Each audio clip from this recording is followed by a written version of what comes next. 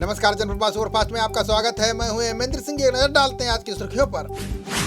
जंग टालने को लेकर रूस और यूक्रेन के बीच फिर हो रही है वार्ता। कीव में जगह जगह लगाए गए बैरिकेड, हो सकता है बड़ा हमला।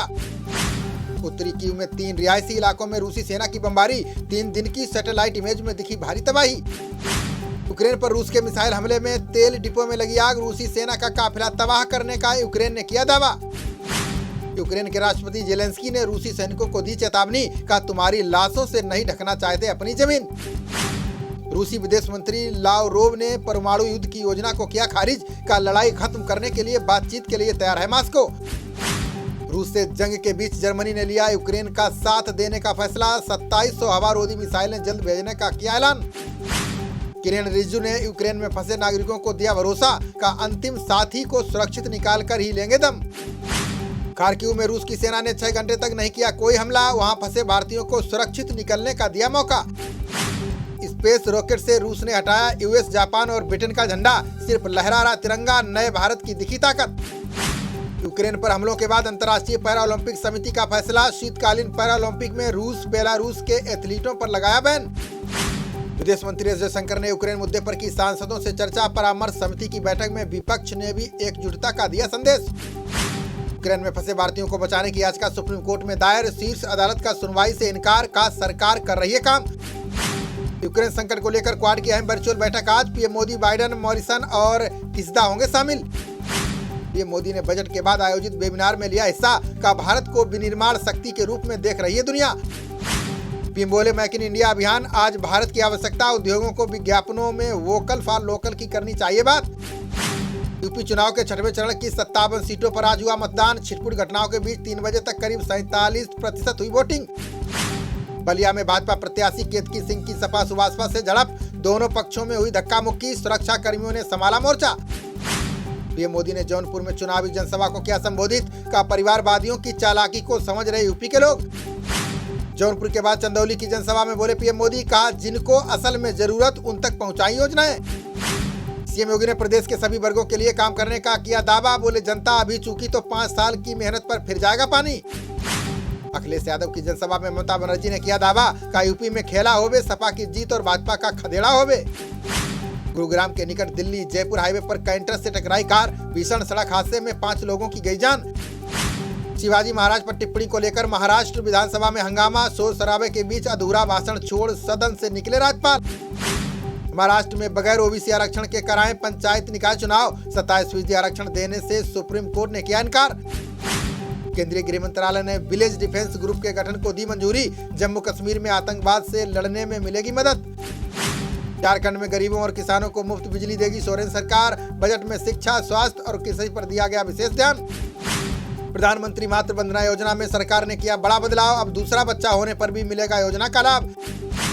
वाराणसी में गठबंधन की रैली में अखिलेश ने शिवपाल को दिया संदेश। संबोधन के दौरान सबसे आखिरी में लिया चाचा शिवपाल का नाम।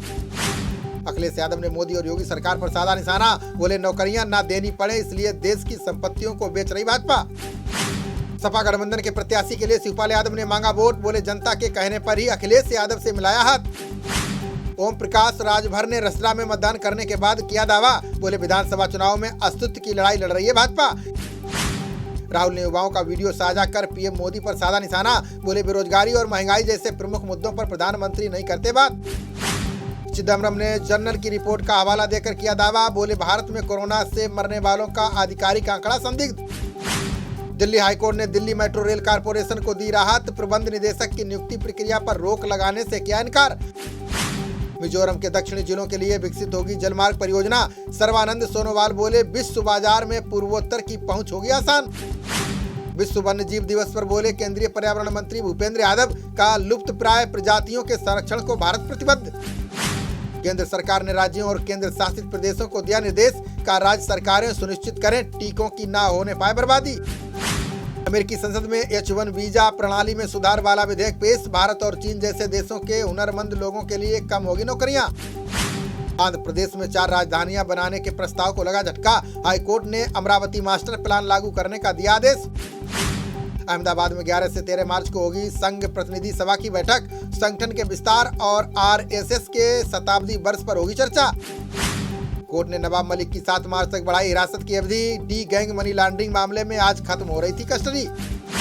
366 अंक टूटकर 55,102 के स्तर पर बंद हुआ सेंसेक्स। 107 अंकों की गिरावट के साथ 16,498 अंक पर बंद हुआ निफ्टी।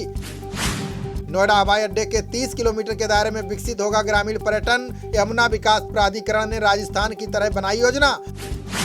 मध्य प्रदेश के विदिशा में मिली भगवान शिव की 1500 साल पुरानी मूर्ति। दुनिया की सबसे बड़ी नटराज प्रतिमा होने का किया जा रहा है दावा। हरदोई के अवस्थी जर्दा में दूसरे दिन आईटी की छापेमारी जारी। गुटखा व्यापारी बंधुओं के यहां से 3 करोड़ 50 लाख कैश बरामद। बिजनौर डीएम के निर्देश पर एडीएम ने किया खनन क्षेत्रों का निरीक्षण। एसडीएम को दिया खनन कार्यों पर कड़ी निगाह रखने का निर्देश। बांदा के चिल्ला चौराहा पर राणा प्रताप की मूर्ति को ट्रक ने मारी टक्कर। क्षत्रिय समाज ने फिर से मूर्ति न बनाने पर दी अनशन की चेतावनी। संभल में अधिवक्ताओं ने डिप्टी कलेक्टर को सौंपा प्रधानमंत्री के नाम ज्ञापन। यूक्रेन में फंसे छात्र छात्राओं की सकुशल वापसी की उठाई मांग। शहर में पोषाहार को छिपाकर ले जा रही थी आंगनवाड़ी कार्यकर्त्री। ग्रामीण महिलाओं के पकड़ने का वीडियो सोशल मीडिया पर हो रहा है वायरल।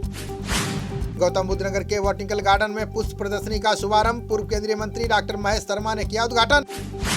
खबरों का सिलसिला जारी रहेगा, देखते रहिए जनप्रवाद। नमस्कार।